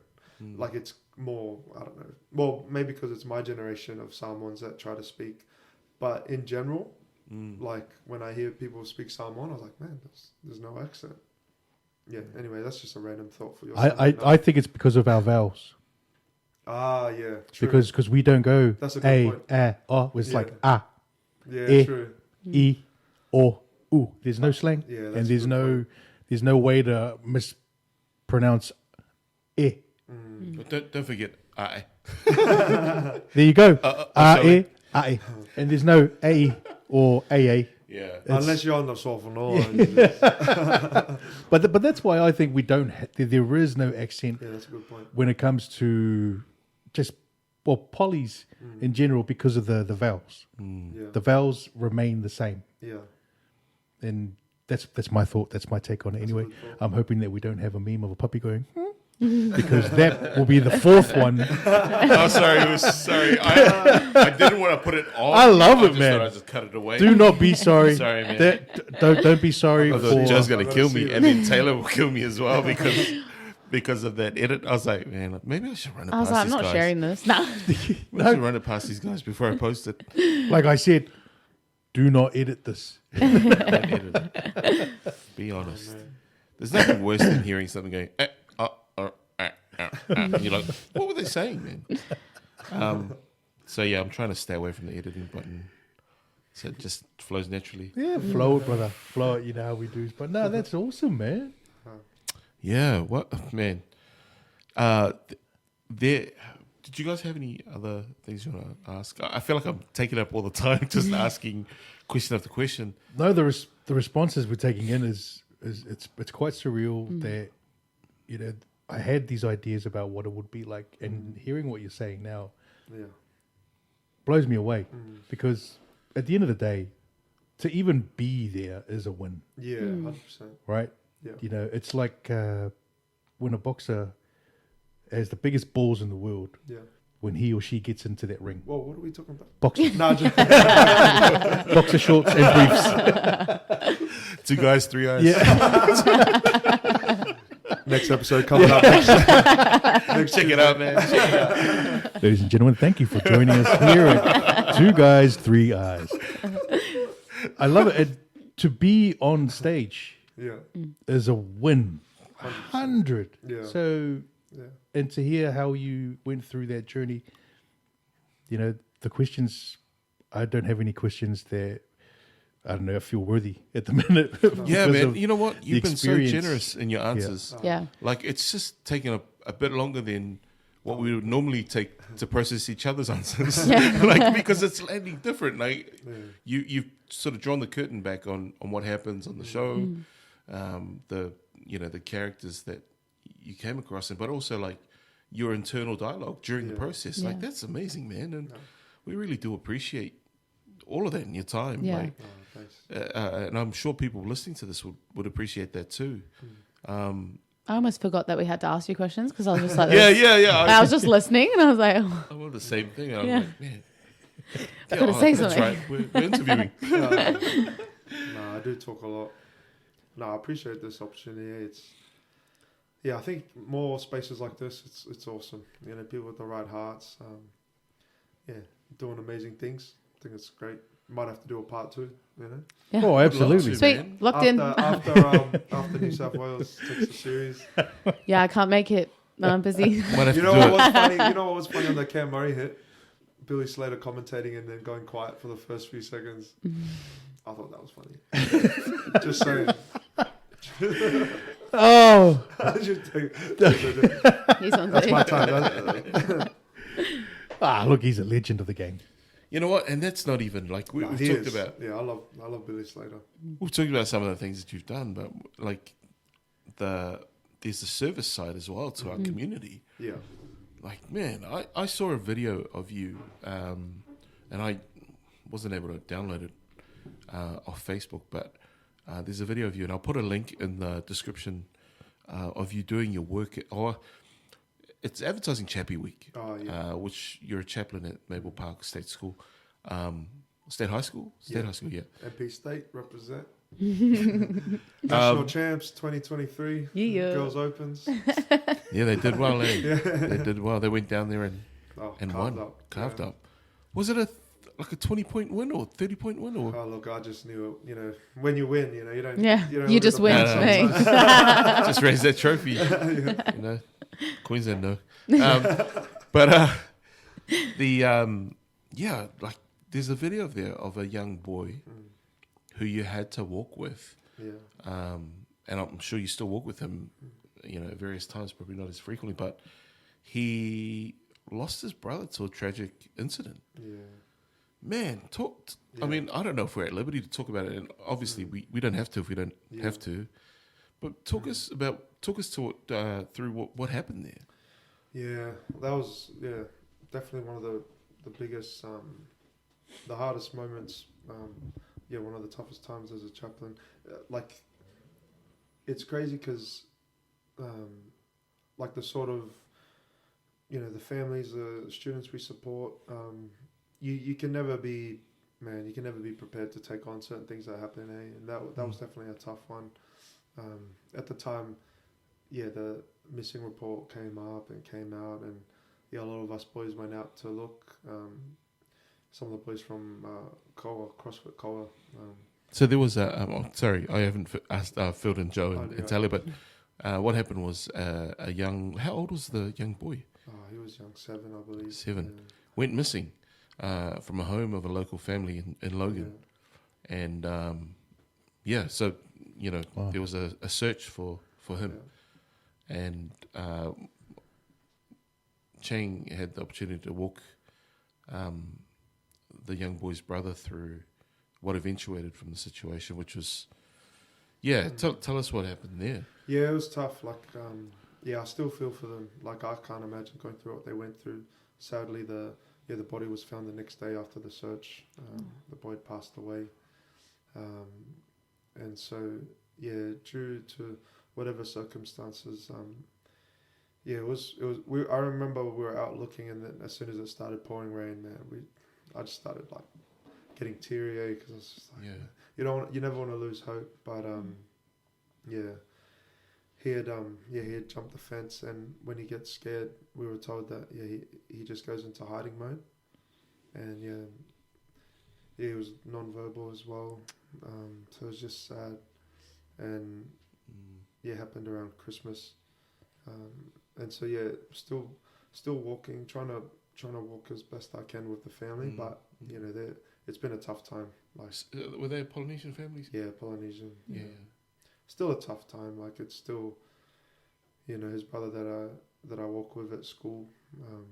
Man, he's got such a great heart, and he's still so positive, and he's still got a lot of drive, and wants to make his brother proud. And so I'm just blessed to be in the spot that I'm in. But I can't imagine the weight that the family still continues to hold and live with. And so, yeah, I guess it is natural for chaplains to find themselves in such circumstances, but yeah, there's nothing compares to this. And yeah, you can either continue to walk, or just walk away from, it's easy to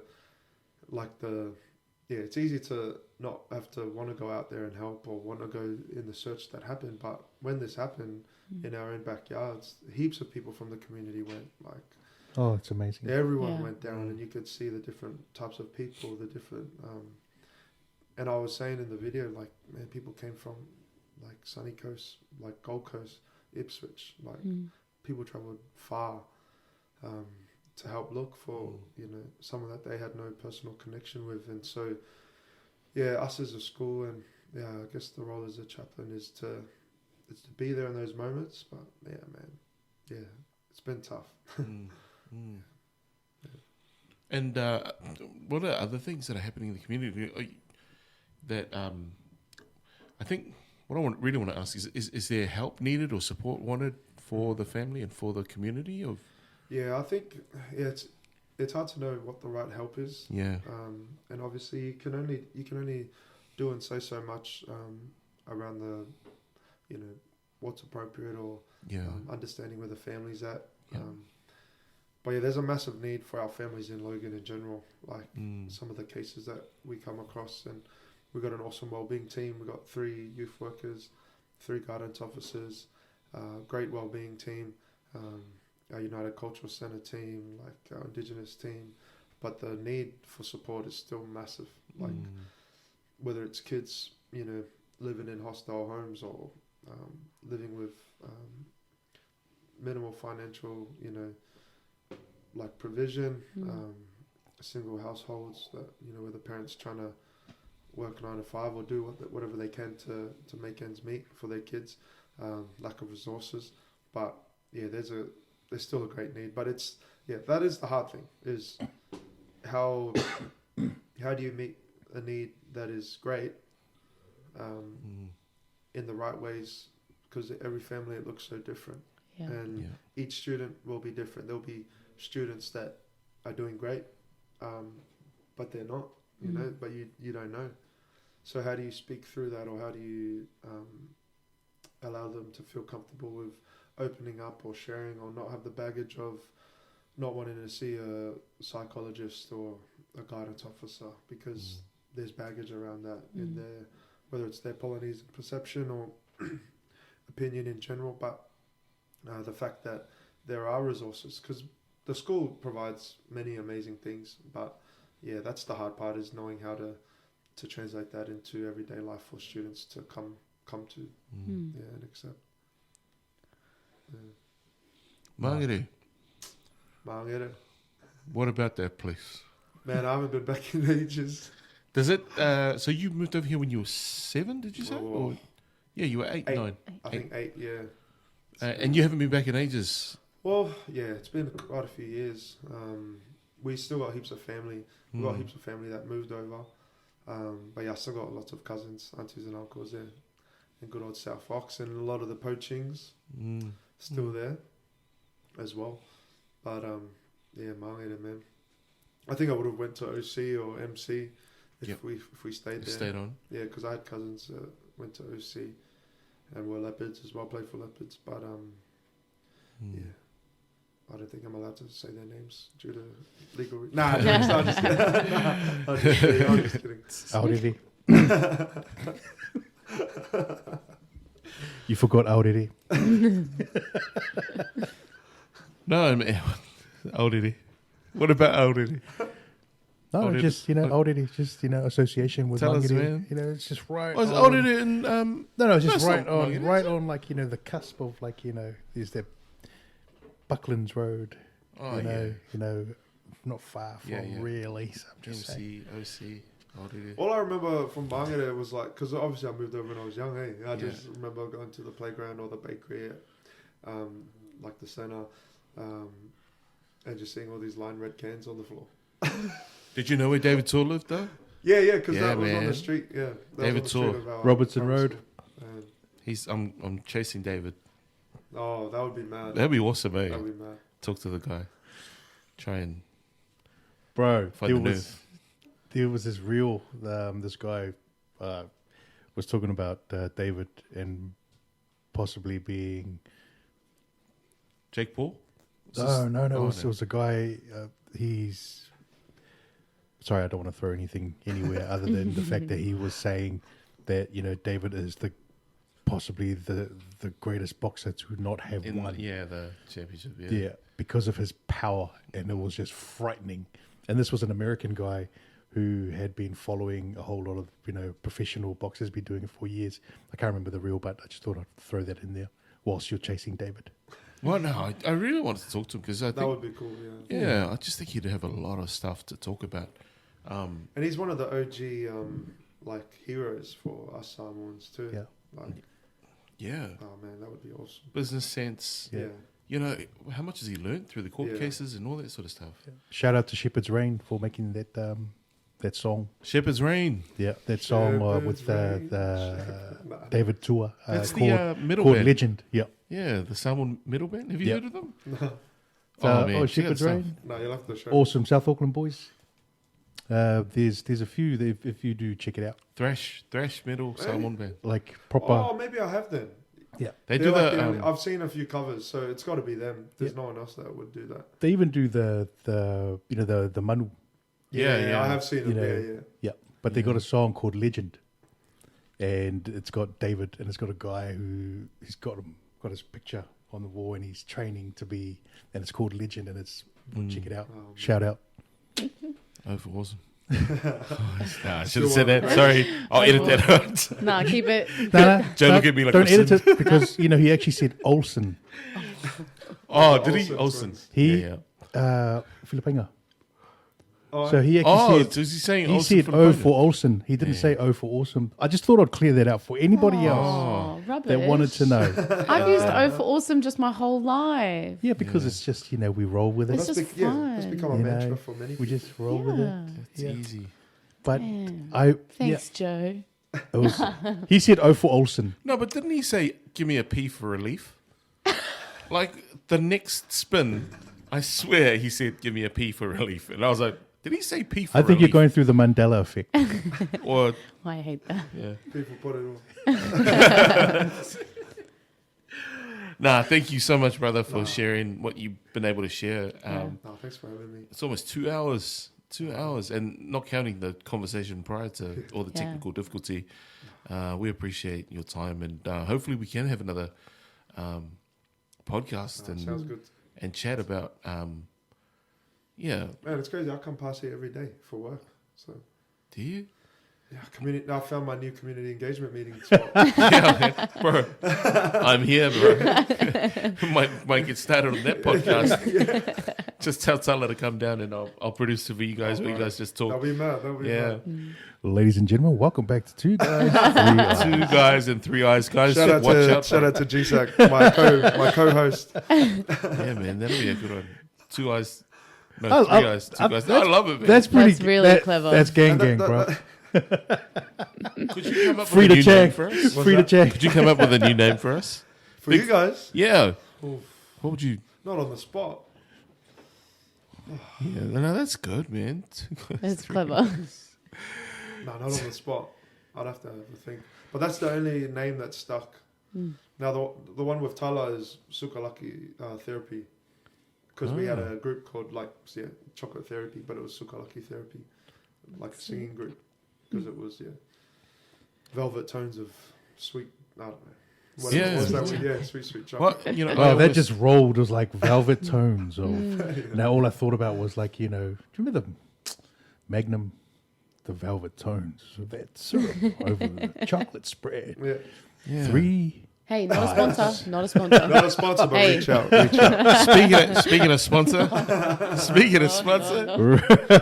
Don't Reach forget to out. hit that like and subscribe, guys. man, let me just say this because we've got a new sponsor actually. Hey! Yeah. So we've got a sponsor that has chipped on board. Oh, sweet. And, Say it with your chest, all right? Yeah. I'm just gonna because I don't like cats. I'll be honest. You don't like cats? No, I don't like cats. I think dogs are I'm heavenly a dog creatures. guy too. Me too. Yeah, I'm not a cat person. They're too arrogant. But we do have a sponsor, and I've got a little advertisement that I have to read in order to be paid. So if you want to sponsor, if you want to support us here on the podcast, Support him. Let me just find that. It's going great, Man, Okay, so I got to know. You kind of laughed a little bit, you know. So I don't like cats. You're like, I want to start a fight with you.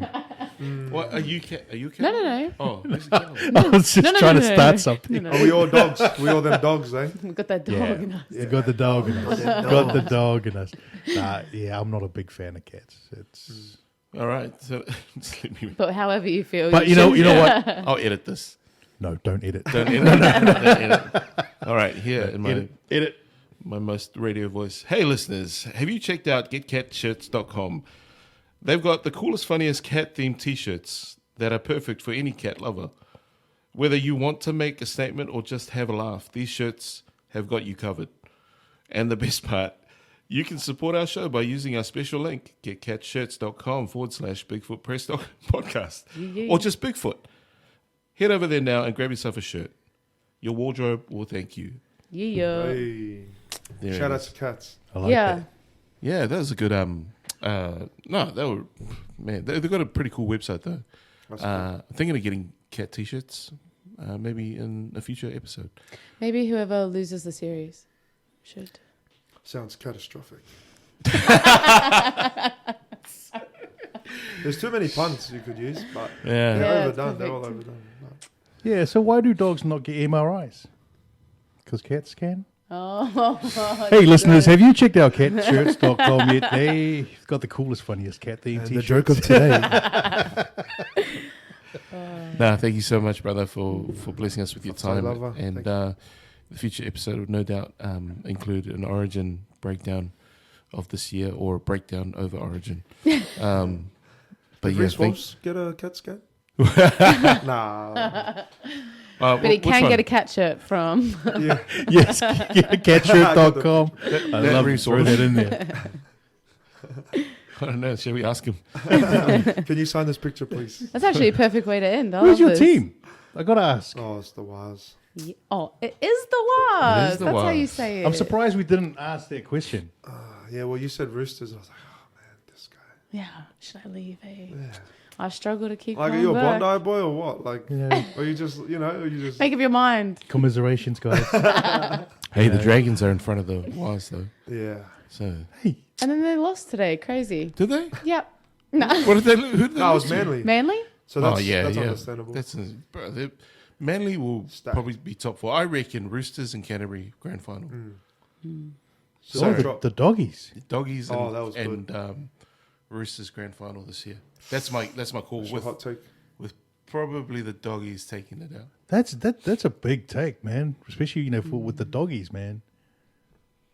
Yeah, yeah. Wow. Okay. Man, the dogs are Yeah. they're firing. You Man. got them dogs. Stephen Martin. Anyway, thanks. For On that note, shout out to cats. Thanks, brother. Thanks, guys. Appreciate it.